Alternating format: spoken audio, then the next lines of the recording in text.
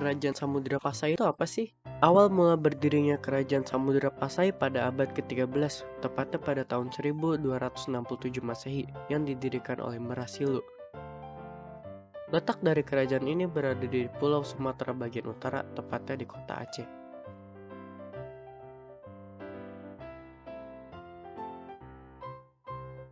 Bukti-bukti arkeologis keberadaan kerajaan ini adalah ditemukannya makam Raja-Raja Pasai di Kampung Gedong, Aceh Utara. Di antara makam raja-raja tersebut, terdapat satu makam bernama Sultan Malik Al-Saleh. Ia adalah Raja Pasai pertama. Malik Al-Saleh adalah nama baru dari Merasilu setelah ia masuk ke dalam agama Islam. Ia merupakan Sultan Islam pertama di Indonesia, berkuasa lebih kurang 29 tahun. Kerajaan Samudra Pasai merupakan gabungan dari Kerajaan Pasai dan Perlak dengan raja pertamanya Malik Al-Saleh. Kemudian, pada tahun 1346, datang seorang pengembara muslim asal Maghribi. Orang itu bernama Ibnu Batutah. Ketika ia sedang berada di Cina, ia melihat adanya kapal Sultan Pasai. Selain itu, juga Sultan Pasai mengirimkan utusan ke Quilon atau Kolam yang berada di India bagian barat. Ini membuktikan bahwa Samudra Pasai memiliki relasi yang cukup luas dengan kerajaan luar. Kerajaan Samudra Pasai mencapai puncak kejayaan pada masa pemerintahan Sultan Al-Malik. Kerajaan Samudra Pasai merupakan perniagaan penting. Banyak saudagar dari berbagai negara mengunjungi wilayah tersebut, seperti Cina, Arab, India, Siam, dan Persia, dengan komoditas utamanya adalah lada. Sebagai bandar perdagangan, Kerajaan Samudra Pasai sampai mengeluarkan mata uang emas yang disebut dirham. Uang tersebut digunakan secara resmi pada masa kejayaannya. Samudra Pasai juga merupakan pusat perkembangan agama Islam. Sebagai tempat berdakwah maupun menyebarkan agama Islam berjalan dengan perkembangan zaman. Kerajaan Samudra Pasai mengalami kemunduran hingga ditaklukkan oleh Majapahit kurang lebih pada tahun 1360 Masehi.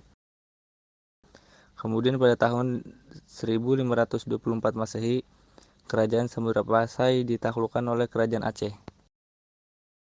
Sistem pemerintahan di Kerajaan Samudra Pasai bercorak Islam. Raja sebagai pemimpin tertinggi dianggap sebagai penguasa yang mendapatkan kekuasaannya dari Allah.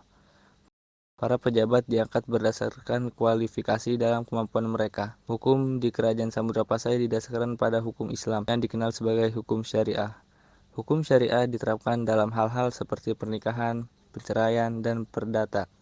Selain itu, ada juga hakim yang bertugas menyelesaikan perselisihan antara masyarakat. Beberapa faktor utama yang menyebabkan keruntuhan Samudra Pasai adalah 1.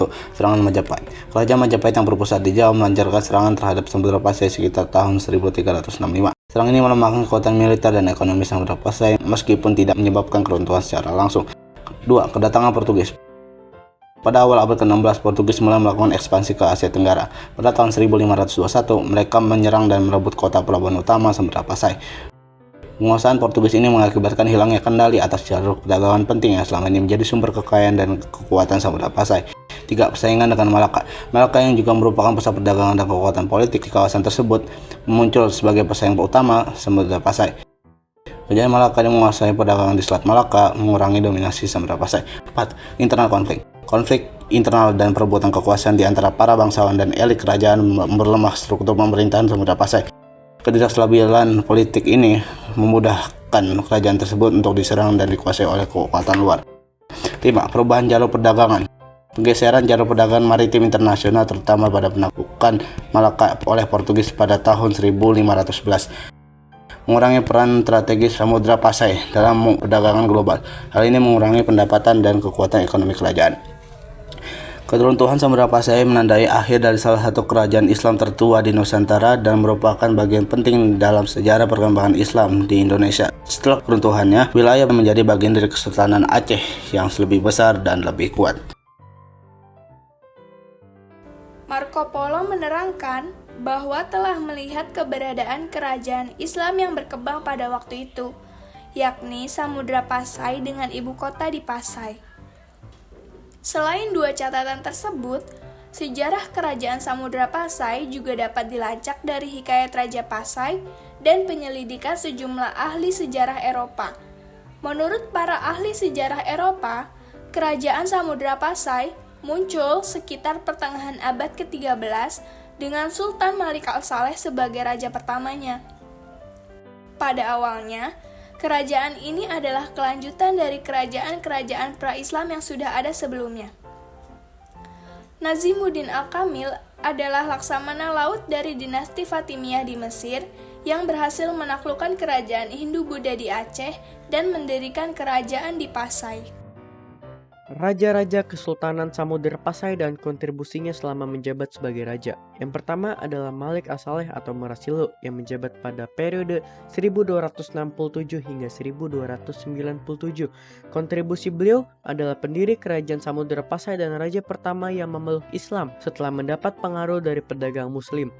Ia memainkan peran penting dalam penyebaran Islam di wilayah Sumatera.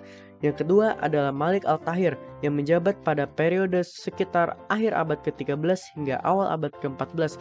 Kontribusi beliau adalah penerus Malik Al-Saleh yang melanjutkan penyebaran Islam dan memperkuat posisi Samudra Pasai sebagai pusat perdagangan dan keagamaan di Sumatera. Yang ketiga adalah Sultan Mahmud Malik Az-Zahir yang menjabat pada periode awal abad ke-14. Kontribusi beliau adalah menjaga hubungan diplomatik dengan negara-negara lain seperti Tiongkok dan kekhalifahan muslim lainnya. Ia juga memperluas wilayah kekuasaan dan pengaruh Samudra Pasai. Yang keempat adalah Sultan Ahmad Malik Al-Zahir yang menjabat pada periode pertengahan abad ke-14. Kontribusi beliau adalah menghadapi tantangan dari kerajaan Majapahit dan berhasil mempertahankan kedaulatan Samudra Pasai.